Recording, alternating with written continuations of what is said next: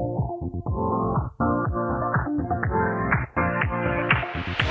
your life within the moment, and don't go wait until the morning. Hi guys, welcome back to my channel. It's another career conversation today, but firstly let me introduce you properly. So welcome back to my channel. If you're a returning subscriber, welcome. If it's your first time here on this channel, we do vlogs, we have career conversation, different young people from different career spaces, and of course we just simply live life together. So please click on that subscribe button, click on that notification bell so that you're notified every time I post a new video. And don't forget to share, guys. Share this with your friends, share this with your people, tell them to tell their people to come and visit Living with Nolo, the creative scientist.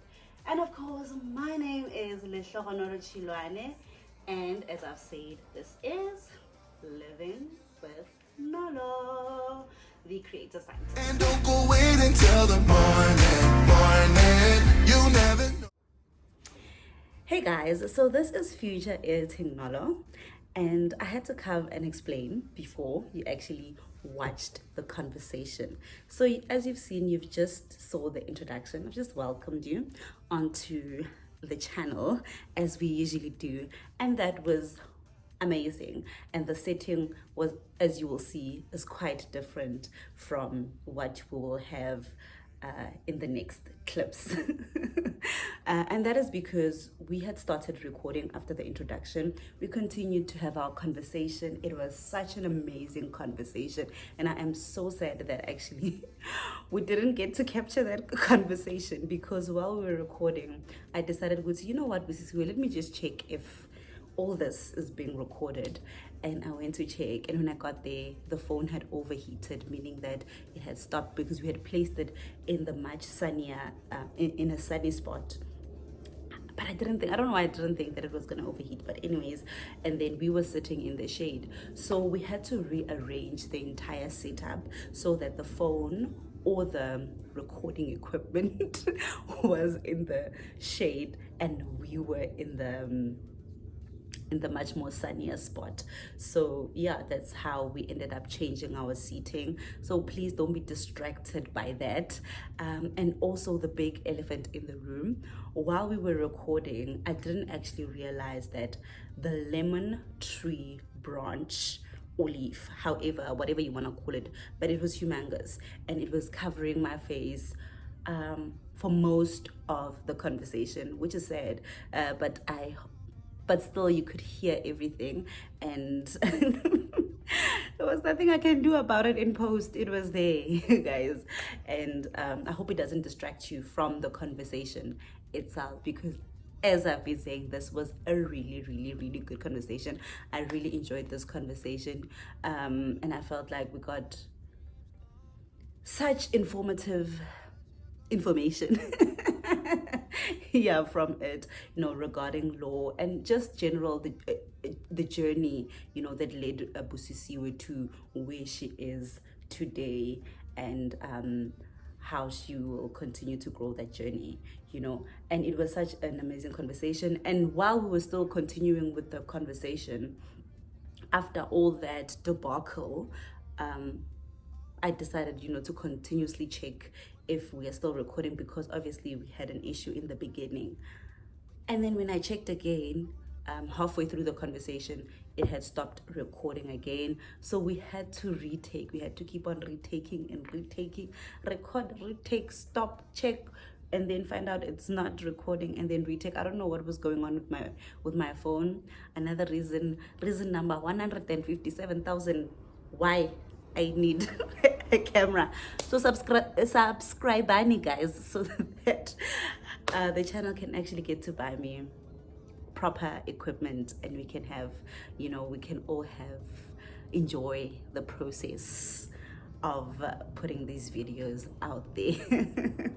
But yeah, guys, I still hope you enjoyed you enjoyed the conversation. We had so many takes and retakes. I'm sure we had to have like 5 retakes. But and I hope we didn't lose the juices, you know, the deliciousness of the conversation in that. But I still think that we gave the best of the conversation with the final edit. Yeah, please do enjoy, and apologies for all the distractions that happened. The change of setups, the stops and takes and retakes and what's. Apologies for that. But hey, it's the name of the game, it's the process, and we learn and we grow and we learn by doing. So please do enjoy. And yeah, please enjoy the video and the conversation. Can you please just give us a little brief about who are you? Tell us a bit about yourself. Who is Busisiwe? And just introduce yourself. Yeah. Starting over now. My name is Busisiwe Nyembe. I am 32 years old. I come from the township of S1Ep4, that side of Davidson. I am a admitted attorney and I work as a legal profession. Admitted attorney. I love flowers, I love being around nature, I love hiking, I love spending time with my friends, and I love Sundays. Sundays are my favorite day of the week, and I especially love F1 Sundays. And it's F1 Sunday today, so watch the Azerbaijan Grand Prix, that would be very nice. I don't know what she's talking about, but watch that, F1 people. F1 fans. But yeah, that's me in a nutshell. I love life, I love enjoying life with scientists, so cool. Oh, yeah. I'm busy trying to take it higher, got no time. Hi guys, I need to drink some water because you will not guess what just happened to us. So we just recorded an entire conversation, or half of the conversation. Guys, this is what check it up. It wasn't recording, or it has stopped recording, guys. And it was such a nice conversation. I hope we can still capture all those, all that information, and I hope it can still flow the way it was flowing. But yeah, let's start again. Hi guys. Now we really need an icebreaker because yeah. Friend, let's go again. If you can learn any other language in the world, what would it be? Yes, so the language I would like to learn is Swahili. And it's Swahili because I still want to travel most of the African countries. I know that not all countries speak Swahili, but it's one of the simplest ones that you can try to use in any of these African countries and be able to have a conversation with someone. So it would be really nice for me to learn Swahili, yeah. And also with you being Zulu, Swahili has, you know, they're not really Zulu terms, but they're quite similar. Yeah, you but know, some things that you can use, yeah, to conversate for sure. And if you can live not in any not country but any continent, what would it be? Continent, yeah. So I mean, I'm not a fan of any of the side of the Americas. Who is? Okay, guys, we're not saying that. No. We love all countries. We love all people. But I think I would totally love to be on the other side, in the Asian Pacific. I don't actually quite have an idea of which country exactly. I see a lot of people love Thailand, others like Beijing, you know, but along those lines of the Asian Pacific would be nice for me to live around that side, so I think that would be cool. Nice. So, okay, so now let's get into it and pray and hope everything is going well behind that lens. Everything is going well there. As a kid now, what was your dream career? You know, what did you want to be? When you grow up, what do you want to become?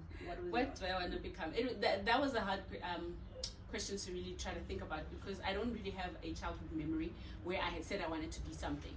Now, my parents had kept a picture of me when I was like, I don't know, 5-6 years old, and I was wearing a stethoscope. And then my parents said I wanted to be a doctor. I don't know about that. I don't know. I don't remember. Every child has wanted to be a doctor at some point. Yeah. I think now there was a point where I was like, I want to be a doctor. Everyone wants to be a doctor. But yeah, no, I don't actually have a childhood memory of what I wanted to be. the earliest memory that I have was in grade 7 when we had career day at school, and I had wanted to be a flight attendant. And I had carried that with me for some time because I wanted to learn how to swim, because flight attendants know how to swim.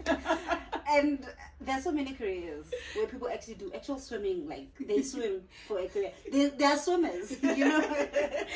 So you could have chosen that. Yeah, but I could now I could be a swimmer, and then I could be a flight attendant, and I could look very pretty in those uniforms and outfits. You could travel. And I could travel. I mean, look at all those benefits. I see now where the thinking was going. Yeah. I wanted to see the world. So that was your childhood dream, right? Or childhood dream career, if you can put it like that. Yeah. And what did you end up studying? Yeah, so I ended up studying quite a few qualifications actually. So in high school, right after high school, when everyone is trying to figure out what else they're going to study, you know, and what career they'll be going into, I was very interested in a conversation that we had at school in grade 12. I think we were in life orientation class, and a few student advisors came through from different schools to tell us and pitch us about their schools and so forth. So that's where I actually learned about this school called CTI Education Group, and they were an ALP for the London Business Management School. That's somewhere there. So you wanna see yeah. And so I was very intrigued by their course. It was business management. So I was excited about business management because that was probably one of the subjects in high school that I did really enjoy. So I wanted to go down the business management route. And so during open day, and then we all went out as a group of friends, took a taxi, I remember, and we went to each and every school for their open day, and we did go to CTI, and I got their brochures and everything. I was very excited. I wanted to know more about the school, and I ended up actually going there to study my business management course. It was a 2-year higher learner education group, higher learner education diploma, and and I got my I spent 2 years there with my diploma. I mean, there was an opportunity to do 3 years, but the opportunity unfortunately wasn't available for me, because then within the 2 years of studying, my parents said, they can't pay for my schooling, because they were paying for these 2 years at school, and they couldn't pay for it anymore, and it was too much for them, really, because private schools are expensive. So, and that's how I actually dropped out. So I had to drop out with my 2-year diploma, but I took my diploma with me. In fact, now that I think about it, I actually didn't even go to that graduation. Yeah. You're like, when the phone next. Keep your school. Yeah, so I'll take my diploma. So that's what I studied first. I studied business management. Then afterwards, with my business management diploma, I looked for a job. I was looking for a job. And I had been looking for about 6 months, and then I was getting depressed along the way, because I mean, you're sitting at home and doing nothing, and all you're doing is just looking for a job. Can get a lot sometimes, but luckily there was a friend of mine that lived down the street. She was working at a doctor's office as a receptionist, and she was like, hey, they're looking for someone, would you like to come join and work with us? And I was like, look, let's do it. And then it's not business management, but we're in there. but we're just gonna go. It's so a job, as long as it's paying the bills, it's all right. Yeah, it's the job. So so I worked at a doctor's office for about 11 months, and I really worked with a really nice guy. His name was not his name, but he was Dr. Pele, and he had a little office in Benoni. It's quite big right now, actually. If you could look back at that place, it's grown from when I used to work there.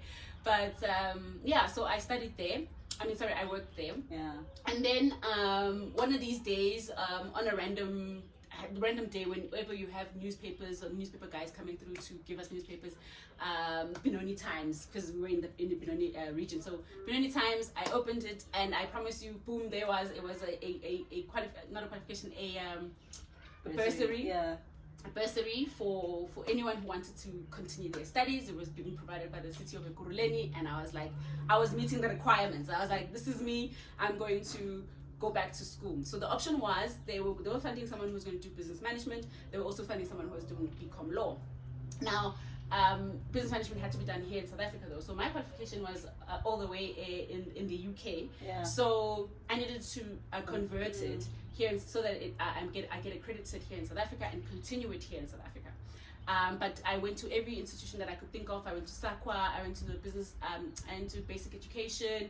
I went to higher education. I went to every institution trying to get someone to help me convert this qualification, and they couldn't help me because they didn't actually, from what I can remember, what they said is that they didn't actually know how to convert it to a South African qualification because these subjects were completely something they didn't even teach here in South Africa. So that was that. So I was like, okay, then there's no way of me continuing my qualification, so I'll just have to start over. So that's when I started over. I applied at UNISA to do my 3-year degree, and I did BCom Law. So starting afresh, basically. Starting afresh. And that to choose BCom Law really was what's this word? It was a book. There was a book that I had found when I was still studying at CTI. It was titled Business Law, and I had looked through it. It wasn't even mine. It was because I lived in a commune, so I lived with a couple of people. So they had given me the book to actually keep, and then I'll give it back to the person who owned it. But he never actually came back to fetch it. So I'd always had that book. One day I just decided, let me actually open this book, and I opened the book, and it had such wonderful sort of topics. You know, partnerships. It had things like starting a company.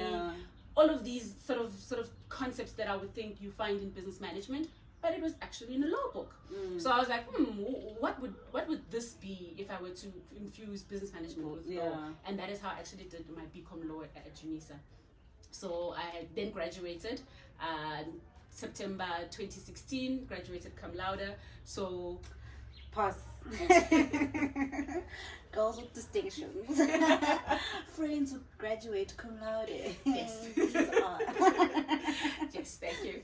Yeah, so graduated cum laude, and that was actually the first graduation that I went to. I had attended, and I planned my outfit and everything. But so that was a really great time. And then I spent another 6 months again looking for a job because now I have a different qualification, and I thought this could take me somewhere. I started looking for work. And then there was this company called Allen and Overy. It's a law firm in Sandton. They picked up my CV and they invited me to their VAC work. Now, VAC work is really just like a week or so, depending on each company, that they invite graduates to come see their company, to orient with them, and to see whether they would like to work there. So I got invited, and I was very excited. Those offices were posh, and every day there was always lunch, and lunch was fabulous. The food there, I was like, I want to work here. I wanted to work with this company. So the orientations were really great. But then on Wednesday of that week, they found out, or they came to the realization that I wasn't actually supposed to be there. They were looking for students who had LLBs. I didn't have an LLB in me. But I'm here. So I didn't have an LLB, but I mean, I was already there. So they were like, oh, sorry, then you won't be able to pitch, because at the end of the week, there was going to be a test and a pitching of basically why you think you're the best person to work with them. I couldn't pitch because I didn't actually meet the minimum requirements, because they actually were looking for students to do articles in their company. So I couldn't do it without an LLB. So, but then in the week that I was there, Tuesday of it, there was a guy who came who had told us about some of the great things that Allen and Overy was doing, and one of them was that they were funding students. So they were like, they're funding students at one of the top universities, and so that's how I then pitched for a bursary instead. Couldn't pitch for a job, but I at least pitched for a bursary, and they granted me one. So I literally that Friday, when they gave me the news that I was accepted, the next week, because it was in February, I remember this thing. The next week was orientation week on all universities. So students were starting. I was. You are still deciding, Betty, I'm actually gonna do this. I was like literally now having to figure out, where am I gonna go sleep? Where am I gonna live? What am I Yay! It was. I remember it was such a rush. I had adrenaline rush that whole week. But I promise you, it was like the grace of God. Like His hand was just walking with me, because I left that Friday. I hightailed to Wits, and I pleaded my case to be accepted. I promise you, some luck of another, because I had actually applied to go study at Wits. But my qualification was thing was rejected because I had clicked the wrong course. So instead of clicking LLB, I had clicked a master's in law.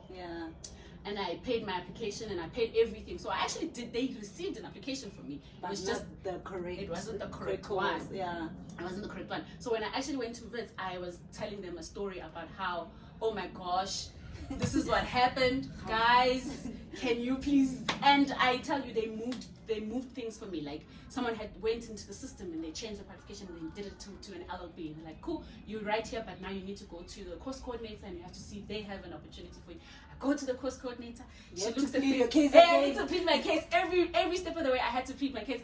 By the end of that Monday when I went, I was tired because I hightailed everywhere, up and down, looking for someone to hear my case, why I needed to come study my LLB at WITS. One thing that worked in my favor was because in my BCom law qualification, I passed cum laude, so my marks were really great. Yeah. So they didn't have to think about the marks. It was more about space. Yeah. Did we actually have space to add another student at this late time? I think that just speaks to that thing, Uguti, when an opportunity presents itself, it must find you ready. And when in this case, your marks, you had already worked hard, you have put in the work. At that law firm, when they said you can't actually be here, but you took the opportunity to pitch instead and pitch for a bursary to go and study whatever they were actually offering, you know. And then Mawfika still, that opportunity had to find you ready with the marks. With the marks, you know. exactly. So guys, preparation. Take those opportunities. Life will always work out. I mean, look at the timeline it took you from just your first qualification, going to stay home for like 6 months, then working for, you know, just doing something because you needed to get to be doing something for like 11 months. That's just 2 years, basically 2 years, 4 years already. I'm sorry, doctor, my friend. Just from first qualification. From the first, I would have to. But yeah, guys, always be ready when that opportunity just presents itself. Make sure it finds you ready, because it will present itself. No matter how long it takes, your day is coming, Shem. That's so true. God will show up for all of us. Yeah, so that's how I felt. Actually, I felt like he did show up, because like from the moment of getting an opportunity to someone to find me, and then going to a school and convincing them that they should take me, and then applying, and then, you know, the whole administration process that usually takes students about a month or two to get ready to start their courses, I was doing in a week. And in a week, I had all my courses. I had to go get textbooks. I had to find accommodation. Like, I had to do so many things in the space of a week. At the end of that week, how everything worked out. Like, that's how everything worked out. It was definitely the grace of God, just like walking with me. So, and that's what I did. I was staying at South Point, and I lived there, doing my 2-year qualification, because just another thing, many people get into the law in the law space by just doing a LLB 4 years straight, right? So because I didn't go directly that route, I started with the BCom law first. When I went to do my LLB, I didn't have to do 4 years. They just took they credited me some of the subjects that I already done in my BCom law, and then just credited me for my LLB, and then I only had to do 2 years instead of 4 years of the LLB. So that's how I then ended up having an LLB degree. From Wits. All right, so you studied actually 3. You have 3 qualifications. First, it was the business management, right? And then you went to become law. Yes. And then you ended up with LLB. Yes. All right, that was a journey. 3 different schools. Okay, friend. So we've covered what you studied, your childhood dreams. What is your current job title after that long journey? What are you currently doing? My current job title is legal advisor. I am a legal advisor for a company called Radiant Law. They are a law firm, but they say they're not a typical law firm. And that's because they focus more on contracts management, really, and relationship building. So, and we assist with legal advice to companies that want to buy and trade in market data. So we really do help with licensing with market data, and I'm just a legal advisor in that sense. So that's part of intellectual... It has a little bit of intellectual property in it, right? Because when I did my articles at Rosengarten and Feinberg, that's where I actually got my articles to be admitted as an attorney. So there, when I spent the time there, I was doing mostly IP law. But IP law is more on the creative side. So assisting musicians, assisting like people who make film and television, content creators like yourself. So that's the kind of law that we were involved in. But when I moved to Radiant Law, it was more about market data. So this is now information. It's a buying and selling of information that a lot of big banks and financial markets use to determine a lot of this language you've heard about, indexes and asset funds management. It's really that kind of environment. So though it's licensing and it's licensing of information, the aspect of IP in it really comes in the brand names, in the trademark of this big company that is selling you this information, and it's saying that this information is important and we need to protect it because it is about the global market. And so you guys, there's a lot out there. Like there's a lot to do. I've never heard of this. Like it was the same for me. It was actually the first time I also heard about it. I mean, look, we know that there are banks. We know that we have, different kinds of banks. You have world banks. You know that there's a stock exchange. We have the Johannesburg Stock Exchange and various other stock exchanges. But I didn't know that all of this trading that happens on the markets and the rand falling and the dollars, that information is tracked. And that information is actually valuable. And people would like to buy and sell in that information. And that is in the space I found myself. And I didn't even know this was a thing. Sure. And now you're there. Look, another example of Grace locating you and just putting you where you need to be. Life always works out. It does. So why did you actually choose to go into law, to study law? It was because of this book that I told you that I found, right? So initially I wanted to do business management. I wanted to be a CEO, in fact. I didn't know of what. I didn't know what I was going to do, but I was like, I was going to be a CEO of some company. So, and then that's how I actually did my business management diploma. And I loved the concept of a business, strategies of business, trades, brands, all of these things, sales, marketing, all the things that are involved in a business. But I didn't realize how important it was to also sort of tie it in with the law of it, because actually there's a lot of law in everything we do. Traffic fines are laws. Any kind of bylaws that have to do with being in a park and how you can't drink in public, for example, in a park, etc. All of these are laws. All our day-to-days are about the laws. And I thought it would make sense to sort of tie together the business part of it and the law of it. And I found that it actually, they correlate 100%. There's no way you would be able to run a business without actually understanding the legal implications of running that business towards your customers, towards your suppliers, towards government, towards paying your taxes and all of these things that are involved in running a business. And that's actually how I ended up doing the law aspect of it, is because I wanted to marry the two. And law does squeeze itself into everything.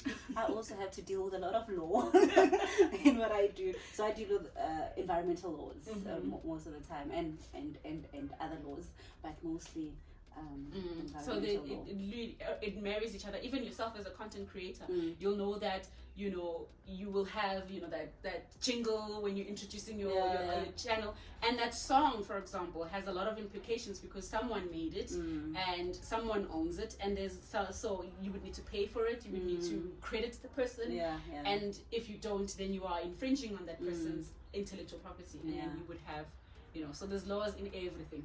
Give people what is rightfully theirs. To them. All right. So we have traveled along a long journey in this conversation. I'm even trying to.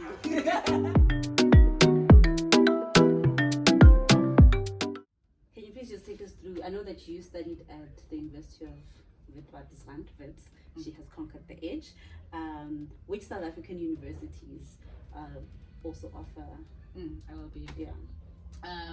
Almost all the universities in South Africa offer LLB. It's University of Pretoria. I remember applying there. University of Cape Town, University of Stellenbosch. There is University of Free State. All of them basically offer LLB. I mean, I just remember UP and UCT, for example, because when I was applying, they needed someone who was doing maths. So not maths literacy. So I couldn't really actually go to those schools. And how I actually ended up at Wits was because they accredited me for my BCom law qualification. So I didn't have to actually do all of the subjects that were required because I had already done them. So they just credited me for most of them, and they looked away at the fact that I didn't do maths. I didn't do mathematics because the qualification afterwards already sort of credited me. So you actually need mathematics. Mathematics, yes, and you can get away with doing mathematics literacy, but you'd have to really get high marks for it as well. Like basically, you need to get a distinction if you're doing math literacy. So let's try to do maths, pure maths instead. So we've just spoken of the entry requirements a bit, but I know that most universities have, they have like AP scores for certain qualifications. So just go onto their websites to check the entry requirements for LLB, if you want to study LLB or any other course that you'd like to study at a university or any other institution. Just check their AP scores, go on their websites, and you'll get everything, all the information that you need for the particular specific course that you're interested in. So just to wrap it up, can you please just tell me what are your future career developments? Yes. So yes, when I did my articles at Rosengarten and Feinberg, I was really taken by intellectual property, because that's where I first actually got introduced to intellectual property. I didn't actually take it as an elective when I was doing my LLB, so I didn't take it. I didn't think I needed it. I didn't actually know much about it until I got to it found you. Literally, it found me. So until I actually got to do my articles, that's where I learned about it, and it was really nice because most of it was that we were working with a lot of creatives. So we're working with firms that made music, that made documentaries, content, television, like content creators like you, musicians. Those are the people who were working with, creatives, because they were mostly in the entertainment industry. So I loved it, I enjoyed it. And then along the way, learning more about it, that's when I realized, oh wow, there's actually so much about intellectual property that ties in with business management. Because to run a company and to own a company, you really need to know the brand of that company, the reputation. What do you stand for? What are you doing? Why are you doing what you're doing? And all of that has to do with the brand, with the face of that company. And a part of IP law, which is called trademarks law, really does look into that a lot more. It looks into protecting brands, developing brands, all the other things that have to do with making a brand and that basic company being loved and taken and being bought first, for example, in a shop of many products that are available. Why do people want to buy yours? So that's where I learned that, I can actually tie in business management with the law aspect of it through using intellectual property. And that's when I'm like, okay, this is the direction I want to go. So I just recently applied for a qualification that I can do with the World Internet Intellectual Property Organization, and they offer long distance learning, and I took a course to do their trademark course there, and it's actually really nice. It's opened my eyes to the global market and what it means to have a brand, what it means for a company to sell a brand, and then to protect that brand, because there is things like counterfeiting where people create fake Gucci bags and all those things, and that literally tarnishes the brand of a company, and you need to protect that company from that kind of infringement. And so that's what intellectual property brought me to, and now I really want to center it into trademarks law and what that means, and that's kind of the development that I'm trying to do now, to marry intellectual property with the commercial aspect of it. For sure. All right. So that really sounds like great plans, and I know that all of those things, we're going to see your career develop and grow, because I know the amount of work that you put in behind closed doors. You really work hard, and hard work pays off. As long as, there's no cheating the system when it comes to this. If you put in the work, you are going to get the results. Doesn't matter how long it takes, but you are going to get those results. And I'm definitely sure that your career is just going to blossom and go on now. Thank you. Guys, when you see me rolling. You must know I'm rolling with the right people, because they do put in the hard work, and your career is just going to develop in a magnificent way. That's why. And then just to finally just take it home. What is the best career advice you've ever received? Yes. I cannot remember who told me this, because it was so long ago. And it was when I had when I was doing my articles. It was a hard time.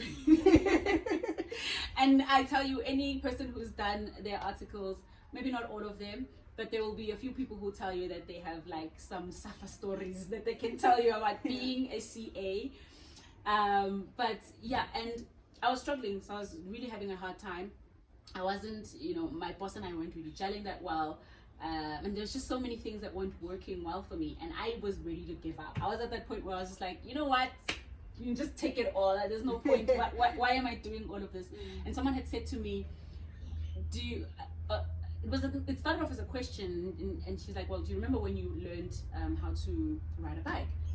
And I was like, yeah. And it's like, yeah, how many times did you fall? And I'm like, I'm pretty sure a lot of times, but I was a kid then, you know what I mean? And it's like, but the concept is still the same. That when you learn to do something, it always just takes time. You have to learn and get into the habit of it. How do you learn to do things? It is in the experience when you're doing it. So of course it's gonna say it is hard now, because your brain, your body, and everything in you is still trying to figure out what is this. But after some time, you actually find that, oh, this is great. So you learn by doing. Yeah. So, and when she, I think, yeah, I can't even remember who said it, but I remember she said, I think we were in a group setting. It might have been some kind of presentation that was being done. It's like, but in essence, you learn by doing. Yeah. And until you've done it, then you wouldn't know how to do it. Yeah. That's good. So yeah, so that, I think that it shook me, because I was in a moment where I felt like I wanted to stop everything and give up. But I realized it was because I was being hard on myself, because I didn't know what I was doing. And it's okay to not know what you're doing. Sometimes you don't know what you're doing, but you do it anyway, to hope that you will, after some time, actually know what you're doing. So what I take from that is that, guys, you don't always know what you're doing, but you do it anyway. Do it scared, do it afraid, but just do it. And you only learn by doing. So you'll never learn until you do it. So just do it. All right. So thank you guys for joining us once more. Thank you, Busisiwe, for sitting down with me. We had a lot of technical challenges, but we mustered through it. That's what happens. You just go did it through it anyway. So yeah, thank you guys for watching. Please do like, subscribe, share, and see you again next time. Bye.